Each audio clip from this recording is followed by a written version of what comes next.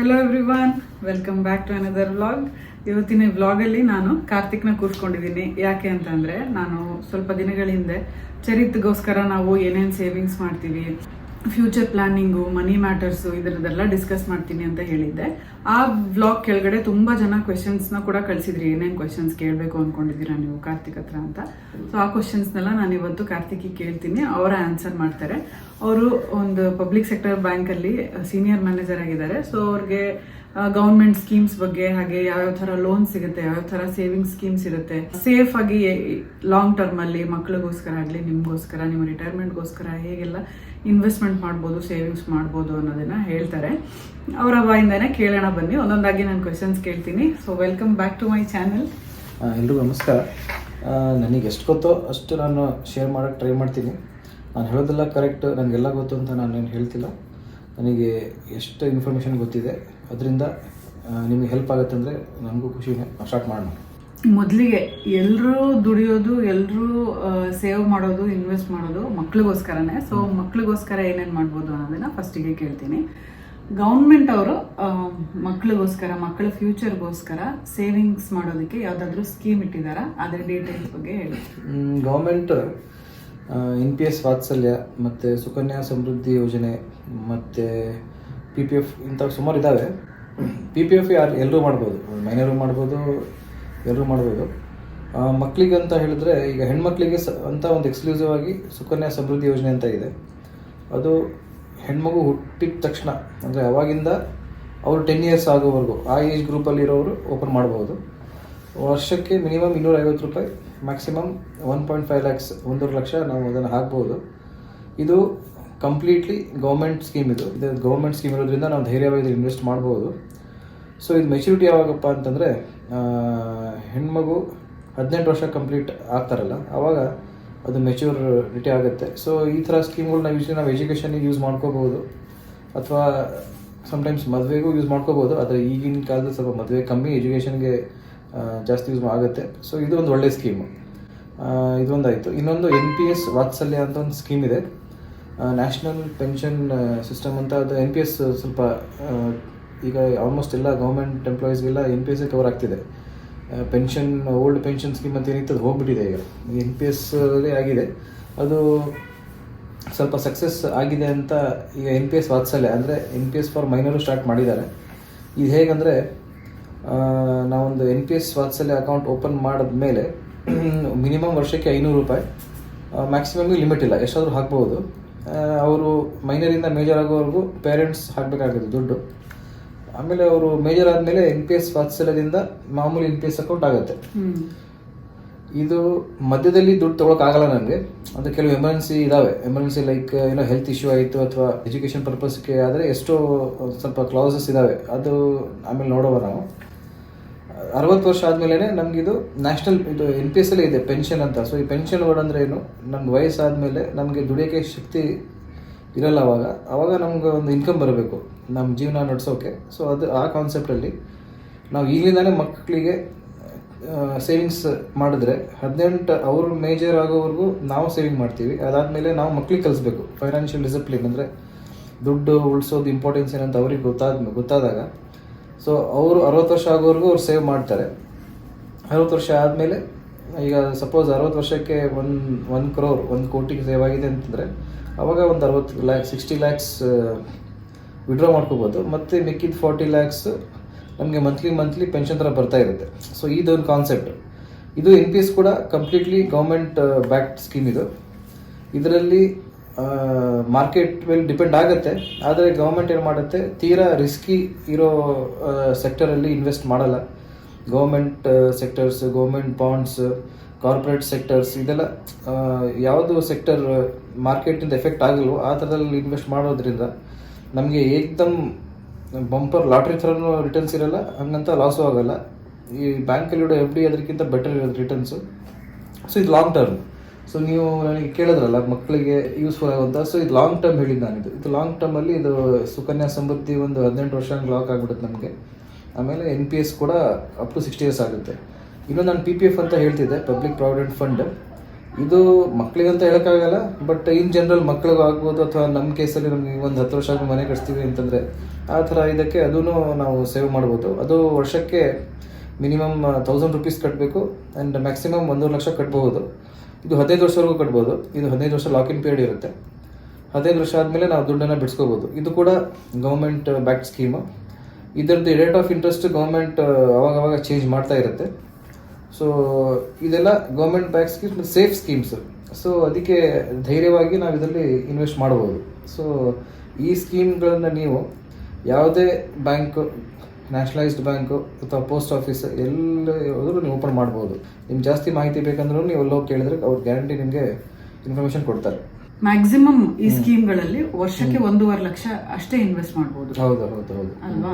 So ಈಗ ಒಬ್ರಿಗೆ ಈಗ ಹೆಣ್ಮಕ್ಳಿದಾಳೆ, ಅವ್ರಿಗೋಸ್ಕರ ಅವರು ವರ್ಷಕ್ಕೆ 1.5 ಲಕ್ಷ ತಿಂಗಳ ಸೇರಿನೋ ಅಥವಾ ಒಂದೇ ಸಲನೋ ವರ್ಷಕ್ಕೆ 1.5 ಲಕ್ಷ ಕಟ್ತಾ ಇದ್ದಾರೆ. ಬಟ್ ಅವ್ರ ಹತ್ರ ಇನ್ನೂ ಎಕ್ಸ್ಟ್ರಾ ಅಮೌಂಟ್ ಇದೆ, ಅದನ್ನು ಕೂಡ ಅವ್ರ ಮಕ್ಳಿಗೋಸ್ಕರ ಏನಾದ್ರು ಸೇವ್ ಮಾಡ್ಬೇಕು. ಈಗ ಓಕೆ, ಗೊತ್ತಾಯ್ತು. ಈಗ ಸಪೋಸ್ ನೀವೀಗ ನಿಮ್ಮ ಮನೆಯಲ್ಲಿ ಒಂದು ಗಂಡು ಮಗು ಒಂದು ಹೆಣ್ಣು ಮಗು ಇದೆ.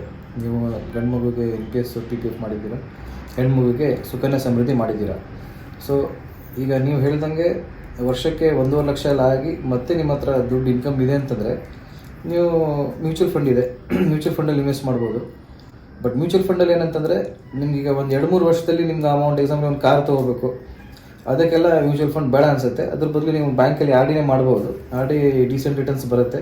ಮಕ್ಕಳಿಗೆ ಯೂಶಲಿ ಮಕ್ಕಳಂದರೆ ಲಾಂಗ್ ಟರ್ಮ್ ಇರುತ್ತೆ, ಎಜುಕೇಷನ್ ಪರ್ಪಸ್ಸು ಹಾಗೆ, ಅಥವಾ ಮದುವೆಗೆ ಆಗಲಿ, ಅಥವಾ ಒಂದು higher studies, foreign studies, abroad studies, ಅವಾಗ ಮ್ಯೂಚುವಲ್ ಫಂಡ್ ಮಾಡ್ಬೋದು. ಲಾಂಗ್ ಟರ್ಮಲ್ಲಿ ಮ್ಯೂಚುವಲ್ ಫಂಡ್ಸ್ ಮಾಡೋದು ಏನು ರಿಸ್ಕಿ ಅಲ್ಲ. ನಮಗೆ RD FDಕ್ಕಿಂತ ಒಳ್ಳೆ ರಿಟರ್ನ್ಸೇ ಬರುತ್ತೆ. ಸೊ ಮ್ಯೂಚುವಲ್ ಫಂಡ್ ಮಾಡ್ಬೋದು. ಯಾವುದು ಫಂಡ್ಸ್ ಮೇನ್ ಮಾಡಬೇಕು ಅದು ನಿಮಗೆ ಆನ್ಲೈನ್ ಗೂಗಲೆಲ್ಲ ಸಿಗುತ್ತೆ. ಆಮೇಲೆ ಬೇಕಾದಷ್ಟು ಆ್ಯಪ್ಗಳಿದ್ದಾವೆ. ಸೊ ನಿಮ್ಗೆ ಅದೆಲ್ಲ ಇನ್ಫಾರ್ಮೇಷನ್ ಸಿಗುತ್ತೆ. ಇನ್ನೂ ಎಕ್ಸ್ಟ್ರಾ ಇನ್ಕಮ್ ಇದ್ದರೆ ಖಂಡಿತ ಮ್ಯೂಚುವಲ್ ಫಂಡಲ್ಲಿ ಲಾಂಗ್ ಟರ್ಮ್ ಇನ್ವೆಸ್ಟ್ಮೆಂಟ್ ಮಾಡ್ಬೋದು. ಒಳ್ಳೆಯದು. ಮಕ್ಕಳಿಗೆ ಇನ್ಶೂರೆನ್ಸ್ ಯಾವುದಾದ್ರೂ ಮಾಡಿಸ್ಬೋದಾ? ಯಾವುದು ಇನ್ಶೂರೆನ್ಸಲ್ಲಿ ಯಾವ್ದು ಬೆಟರ್? ಮುಂಚೆ ಏನಾಗ್ತಿತ್ತು, ಮಕ್ಕಳಿಗೆ ಇನ್ಶೂರೆನ್ಸ್ ಮಾಡಿಸಿ ಅದನ್ನು ನಾವು as a parent income tax ರಿಟರ್ನಿಗೆಲ್ಲ ನಾವು ಹೆಲ್ಪ್ ಮಾಡ್ಕೋತೀವಿ, ಅದು ಯೂಸ್ ಮಾಡ್ಕೋತಿದ್ವಿ ಅಲ್ಲಿ ಇನ್ಕಮ್ ಟ್ಯಾಕ್ಸ್ ರಿಬೇಟ್ ಮಾಡೋಕ್ಕೆ. ಬಟ್ ಈಗ ನ್ಯೂ ಟ್ಯಾಕ್ಸ್ ಸಿಸ್ಟಮ್ ಪ್ರಕಾರ ಇನ್ಶೂರೆನ್ಸ್ ಎಲ್ಲ ಲೆಕ್ಕಕ್ಕೆ ಬರಲ್ಲ ಈಗ. ಸೊ ಈಗ ಅದಕ್ಕೆ ಇನ್ಶೂರೆನ್ಸು ನನ್ನ ಪ್ರಕಾರ ಬೇಡ. ಬಟ್ ಆದರೂ ಇನ್ಶೂರೆನ್ಸ್ ಮಾಡಿಸ್ಲೇಬೇಕಂದ್ರೆ LICಯಲ್ಲಿ ತರುಣ್ ಅಂತ ಒಂದಿದೆ, ಜೀವನ್ ತರುಣ್, ಅದು ಮಕ್ಕಳಿಗಂತ ಒಂದು ಎಕ್ಸ್ಕ್ಲೂಸಿವ್ ಪಾಲಿಸಿ ಮೊದಲು ಮಾಡಿಸ್ಬೋದು. ಪ್ರೈವೇಟ್ ಬ್ಯಾಂಕಲ್ಲಿ, ಗೌರ್ಮೆಂಟ್ ಬ್ಯಾಂಕ್ ಇರಲಿ, ನೀವು ಬ್ಯಾಂಕಿಗೆ ಹೋಗಿ ನೀವು ಕಾಂಟ್ಯಾಕ್ಟ್ ಮಾಡಿ ಇನ್ಶೂರೆನ್ಸ್ ಬೇಕಾದ್ರೆ ಅವರು ಹೇಳ್ತಾರೆ, ಅವ್ರ ಹತ್ರ ಇದ್ದೇ ಇರುತ್ತೆ.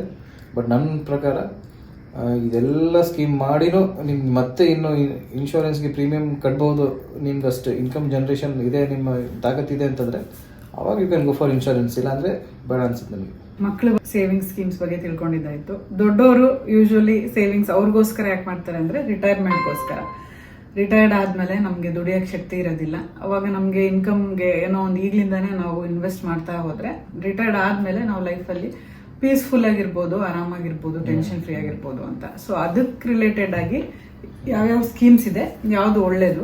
ಈಗ 2 ಕ್ಯಾಟಗರಿ ಅಂತ ಹೇಳ್ಬೋದು. ಒಬ್ಬರು ಸ್ಯಾಲರಿಡ್ ಇರ್ತಾರೆ, ಇನ್ನೊಬ್ಬರು ಬಿಸ್ನೆಸ್ ಮ್ಯಾನು ಅಥವಾ ರೈತರು ಹಂಗಿರ್ತಾರೆ. ಸ್ಯಾಲರಿಡ್ ಅಂದರೆ ಮೋಸ್ಟ್ ಆಫ್ ದ ಟೈಮ್ ಅವ್ರ ಸ್ಯಾಲ್ರಿಯಿಂದಾನೇ EPF, NPS ಹಂಗೆ ಪೆನ್ಷನಿಗೆ ಕಟ್ ಆಗ್ತಾ ಇರುತ್ತೆ. ಸೊ ಅದು ರಿಟೈರ್ಮೆಂಟಿಂದಲೇ ಕಟ್ ಆಗ್ತಿರುತ್ತೆ ಅದು. ಈಗ ಬಿಸ್ನೆಸ್ ಮಾಡ್ತಿರೋರಿಗೆ ಅಥವಾ ನಾನ್ ಸ್ಯಾಲರಿಡ್ ಪರ್ಸನ್ಸ್ಗೆ ಅದೇ ಮ್ಯೂಚುವಲ್ ಫಂಡ್ ಅದೆಲ್ಲ ಲಾಂಗ್ ಟರ್ಮಿಗೆ ಮಾಡ್ಬೋದು.